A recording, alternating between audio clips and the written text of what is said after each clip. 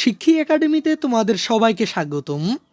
ষষ্ঠ শ্রেণীর প্রিয় শিক্ষার্থীরা, আশা করি তোমরা সকলেই ভালো আছো। শিক্ষার্থীরা, এই ক্লাসটিতে আমরা আলোচনা করব তোমাদের বাংলা প্রথম পত্রের মিনু গদ্যটির সৃজনশীল প্রশ্ন এবং বহুনির্বাচনী প্রশ্নগুলো নিয়ে।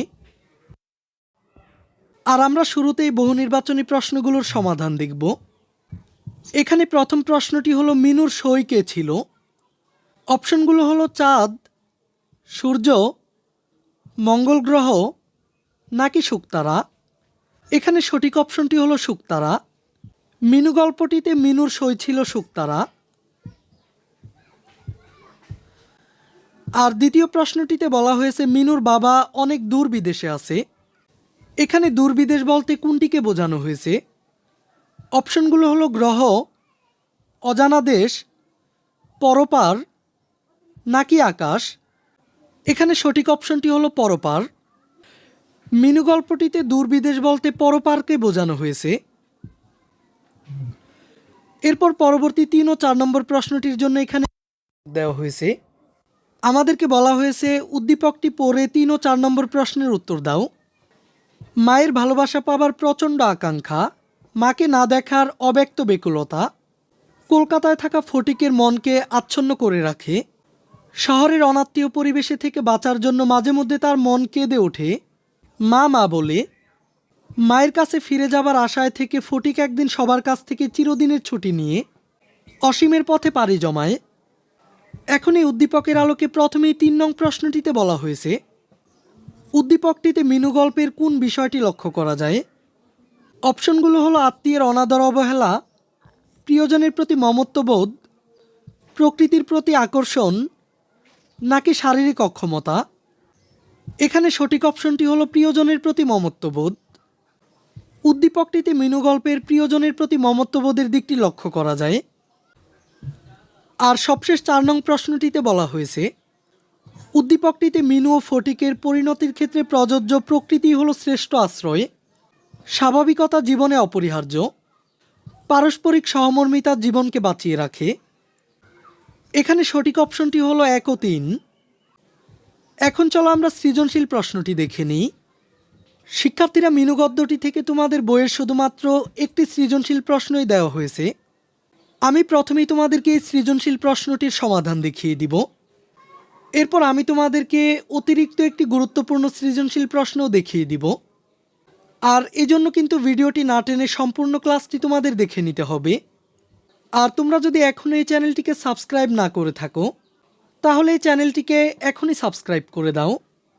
এখন প্রথমেই চলো আমরা এই সৃজনশীল প্রশ্নটির উদ্দীপকটি পড়ে নিই। বন্যা সারা সকাল মিসেস সালমার বাসায় কাজ করে, তাকে খালাম্মা বলে ডাকে। সে মিসেস সালমার যাবতীয় কাজে সাহায্য করার চেষ্টা করে। আর বন্যা দিবাশাখার একটি স্কুলেও পড়ে। পড়ালেখায় সে পিছিয়ে নেই, শুধু প্রকৃতির কোনো কিছুর সঙ্গেই তার সখ্যতা গড়ে ওঠেনি। আর সেই সময়ই বা তার কোথায়?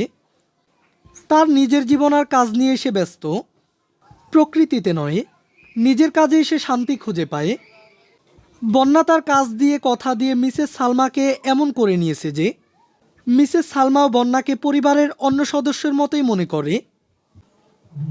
এখন প্রথমেই কয়ের প্রশ্নটিতে বলা হয়েছে মিনু কার বাড়িতে থাকতো। আর প্রশ্ন ক্ষয়ে বলা হয়েছে ষষ্ঠ ইন্দ্রিয় বলতে কি বোঝানো হয়েছে। এরপর উদ্দীপকের আলোকে গয়ের প্রশ্নটিতে বলা হয়েছে, অবস্থানগত দিক থেকে উদ্দীপকের বন্যা ও মিনুর মধ্যে যে বৈসাদৃশ্য লক্ষ্য করা যায়, অর্থাৎ অবস্থানগত দিক থেকে উদ্দীপকের বন্যা এবং মিনুর মধ্যে যে পার্থক্য লক্ষ্য করা যায়, সেটি আমাদেরকে ব্যাখ্যা করতে বলা হয়েছে। আর উদ্দীপকের আলোকে সবশেষ ঘয়ের প্রশ্নটিতে বলা হয়েছে, বন্যার শিক্ষা ছিল প্রাতিষ্ঠানিক আর প্রকৃতি হচ্ছে মিনুর পাঠশালা, এই কথাটি বিশ্লেষণ করো। তো শিক্ষার্থীরা, চলো আমরা এই সৃজনশীল প্রশ্নটির সমাধানে চলে যাই। এখানে প্রথমেই কয়ের প্রশ্নটিতে বলা হয়েছিল মিনু কার বাড়িতে থাকতো। উত্তরটি হচ্ছে মিনু দূর সম্পর্কের পিসিমার বাড়িতে থাকতো। আর প্রশ্ন ক্ষয়ে বলা হয়েছে ষষ্ঠ ইন্দ্রিয় বলতে কি বোঝানো হয়েছে। ষষ্ঠ ইন্দ্রিয় বলতে পঞ্চ ইন্দ্রিয়ের বাইরে একটি বিশেষ দিক, অর্থাৎ মনকেই বোঝানো হয়েছে। প্রত্যেক মানুষেরই 5টি ইন্দ্রিয় আছে। আর লেখক এই পঞ্চ ইন্দ্রিয়ের বাইরে মানুষের ভেতরে এক অতীন্দ্রিয়ের উপলব্ধির কথা বলেছেন। সেই অনুভূতির উৎস হলো মানুষের মন বা হৃদয়ে। আর ষষ্ঠ ইন্দ্রিয় বলতে এই মনকেই বোঝানো হয়েছে। এরপর উদ্দীপকের আলোকে গয়ের প্রশ্নটিতে বলা হয়েছিল, অবস্থানগত দিক থেকে উদ্দীপকের বন্যা ও মিনুর মধ্যে যে বৈসাদৃশ্য লক্ষ্য করা যায় তা ব্যাখ্যা করো। শারীরিক অক্ষমতা ও মানসিক অবস্থার বিচারে উদ্দীপকের বন্যা ও মিনুর মধ্যে বৈসাদৃশ্য লক্ষ্য করা যায়। মিনু গল্পের মিনু বাক ও শ্রবণ প্রতিবন্ধী মেয়ে। বাবা মা না থাকায় সে দূরসম্পর্কের আত্মীয়ের বাসায় থাকে। সে বাড়ির সকল কাজ মনোযোগ দিয়ে করে। তার কোনো সঙ্গী না থাকায় প্রকৃতির সঙ্গে গড়ে উঠেছে সখ্য। সে স্বপ্ন দেখে তার বাবা একদিন ফিরে আসবে, আর এই স্বপ্নই তাকে সকল প্রতিকূলতা অতিক্রম করতে সাহায্য করে। উদ্দীপকের বন্যা যে বাসায় কাজ করে সে বাসার সদস্যের মতোই হয়ে উঠেছে। সে স্কুলে পড়ে, নিজের জীবন ও কাজ নিয়েই তার ব্যস্ততা। পারিবারিকভাবেও সে সবার সাথে মিশে গেছে, কিন্তু মিনু তা পারেনি। কাজ আর আত্মভাবনায় ডুবে থাকে মিনু। উদ্দীপকের বন্যার তেমন কোনো দুঃখ না থাকলেও মিনু গল্পের মিনুর মধ্যে বাবার জন্য প্রতীক্ষার কষ্ট লক্ষ্য করা যায়। তাই দুজনের মধ্যে অবস্থানগত বৈসাদৃশ্য লক্ষ্য করা যায়। এরপর উদ্দীপকের আলোকে ঘয়ের প্রশ্নটিতে বলা হয়েছিল, বন্যার শিক্ষা ছিল প্রাতিষ্ঠানিক, আর প্রকৃতি হচ্ছে মিনুর পাঠশালা। বিশ্লেষণ করো। উদ্দীপকের বন্যা প্রাতিষ্ঠানিক শিক্ষা লাভ করলেও মিনু শিক্ষা লাভ করেছে প্রকৃতি থেকে। মিনু গল্পের মিনু একই সাথে বাক ও শ্রবণ প্রতিবন্ধী এবং পিতামাতাহারা এতিম। সাধারণ মানুষের ভালোবাসা না পাওয়ায় প্রকৃতিকে সে আপন করে নিয়েছে। মনে মনে সে সৃষ্টি করেছে কল্পনার জগৎ। ভোরবেলার নতুন সূর্যকে নিজের জ্বালানো চুল্লির সঙ্গে তুলনা করতেই তার ভালো লাগে। হলদে পাখি দেখে তার মনে পুলক জাগে। ভোরের শুকতারাকে সে নিজের সই বানিয়েছে, কেননা এত ভোরে সেই তাকে সঙ্গ দেয়। প্রকৃতি থেকেই মিনু প্রতিনিয়ত শিক্ষা লাভ করে। আর অন্যদিকে উদ্দীপকের বন্যা বাড়ির কাজ করলেও সে পেয়েছে গৃহকর্তার ভালোবাসা। সে স্কুলে গিয়ে শিক্ষা লাভের সুযোগ পায়, পরিবারের সদস্যের মতোই জীবন অতিবাহিত করে। তাই তাকে প্রকৃতি থেকে শিক্ষা নেওয়ার প্রয়োজন পড়ে না। অর্থাৎ বন্যা প্রাতিষ্ঠানিক শিক্ষা লাভের সুযোগ পেলেও মিনুর ক্ষেত্রে তা সম্ভব নয়।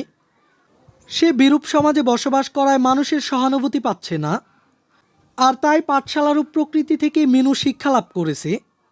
প্রকৃতি তার নিয়মের মাধ্যমে মিনুকে শিক্ষা দিয়ে চলছে। তো শিক্ষার্থীরা, তোমরা এই সৃজনশীল প্রশ্নের উত্তরটি তোমাদের খাতায় নোট করে নিবে। এখন আমি তোমাদেরকে মিনু গদ্যটি থেকে আরও একটি গুরুত্বপূর্ণ সৃজনশীল প্রশ্নের সমাধান দেখিয়ে দেব। প্রথমেই চলো আমরা এই সৃজনশীল প্রশ্নটির উদ্দীপকটি পড়ে নিই। আকস্মিক সড়ক দুর্ঘটনায় রায়হানের মা বাবা ও ছোট ভাই মারা যায়। সেও তার চোখ হারায়। এরপর থেকে তার চাচা তাকে নিজের বাড়িতে নিয়ে আসে। বাড়ির সবাই রায়হানের যত্ন করে, খোঁজখবর রাখে। তার গানের গলা অনেক ভালো হওয়ায় চাচা তাকে গানের স্কুলে ভর্তি করিয়ে দেয়। কিন্তু সকলের আদর মমতার মাঝেও রায়হান তার মা বাবার কথা কিছুতেই ভুলতে পারে না। বারবার তাদের কথা মনে পড়ে যায়। এখন প্রথমেই কয়ের প্রশ্নটিতে বলা হয়েছে, জ্বলন্ত কয়লাগুলোকে মিনুর কি মনে হয়? উত্তরটি হলো, জ্বলন্ত কয়লাগুলোকে মিনুর রক্তাক্ত মাংস মনে হয়। আর প্রশ্ন ক্ষয়ে বলা হয়েছে, কয়লা তার শত্রু, কথাটি বুঝিয়ে লেখো। মিনু কল্পনায় কয়লাকে তার শত্রু মনে করে। উনুনের আঁচ গনগন করে ধরে এলে মিনুর আনন্দ হয়, কারণ কয়লাকে সে শত্রু মনে করে।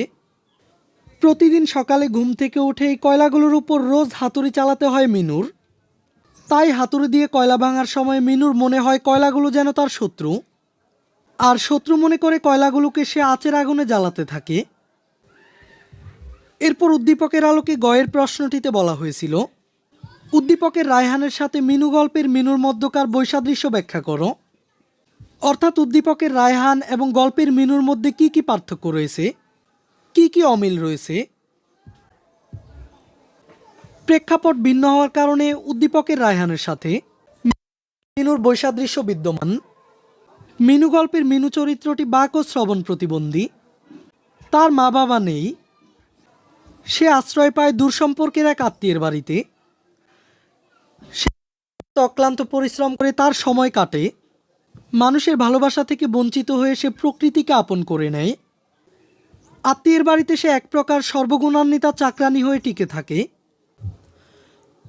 উদ্দীপকে আকস্মিক সড়ক দুর্ঘটনায় রায়হানের মা বাবা মারা গেলে চাচার বাড়িতে তার আশ্রয় মেলে। বাড়ির সবাই তাকে ভালোবাসে, আদর করে। অন্ধ বলে কেউ কখনোই অবহেলা করে না। আর অন্যদিকে মিনু গল্পের মিনুর ঘটনা আমাদের সামনে ভিন্ন পরিস্থিতি তুলে ধরে। মিনু গল্পের এতিম মিনুকে যোগেন বসাক আশ্রয় দিলেও তাকে সারাদিন কোনো না কোনো কাজ করতে হয়। মাত্র 10 বছর বয়স হলেও সব কাজ তাকেই করতে হয়। উদ্দীপকের রায়হানের মতো পরিবারের মানুষদের কাছ থেকে তার স্নেহ ভালোবাসা মিলে না। এ কারণে প্রকৃতিকে সে নিজের বন্ধু বানায়, তাদের সাথে কল্পনায় কথোপকথন করে, আর এভাবেই সে দিন কাটায়। তাই বলা যায় প্রেক্ষাপট বিবেচনায় উদ্দীপকের রায়হান ও মিনু গল্পের মধ্যে বৈসাদৃশ্য বিদ্যমান। আর শিক্ষার্থীরা সবশেষ উদ্দীপকের আলোকে ঘয়ের প্রশ্নটিতে বলা হয়েছে, পরিণতি ভিন্ন হলেও উদ্দীপকের রায়হানকে মিনু গল্পের মিনুর সার্থক প্রতিনিধি বলা যায়। তুমি কি এই মন্তব্যটির সাথে একমত? উত্তরের পক্ষে যুক্তি দাও। শিক্ষার্থীরা ঘয়ের উত্তরটি এখান থেকে শুরু হবে। পরিণতি ভিন্ন হলেও উদ্দীপকের রায়হানকে মিনু গল্পের মিনুর সার্থক প্রতিনিধি বলা যায়। মন্তব্যটির সাথে আমি একমত। মিনু গল্পের মিনু বাক ও শ্রবণ প্রতিবন্ধী। মা বাবাকে হারিয়ে মিনু আশ্রয় পায় দূরসম্পর্কের এক পিসিমার বাড়িতে। সেখানে সে গৃহকর্মের যাবতীয় কাজ করে আর অবসরে সঙ্গী বানায় প্রকৃতিকে। এরপরও সে স্বপ্নে দেখে একদিন তার বাবা ফিরে আসবে। উদ্দীপকের রায়হান এক সড়ক দুর্ঘটনায় তার মা বাবাকে হারিয়েছে। একই দুর্ঘটনায় তার চোখ নষ্ট হয়ে যায়। অন্ধত্ব লাভের পর রায়হানের আশ্রয় হয় তার চাচার বাড়িতে। চাচার বাড়ির সবাই তাকে অনেক ভালোবাসলেও মাঝে মাঝে তার বাবা মায়ের কথা মনে পড়ে।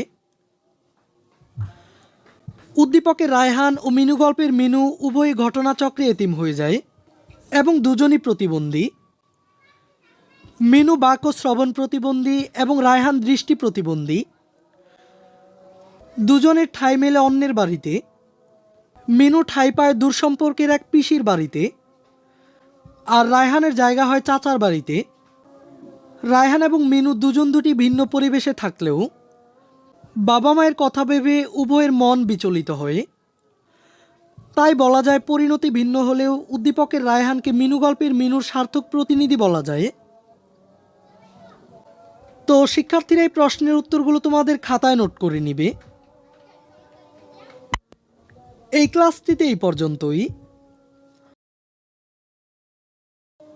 আমরা পরবর্তী ক্লাসটিতে আলোচনা করব নীলনদ আর পিরামিডের দেশ গদ্যটি নিয়ে। শিক্ষার্থীরা তাই পরবর্তী ক্লাসটি পাওয়ার জন্য এই চ্যানেলটিকে এখনই সাবস্ক্রাইব করে রাখো।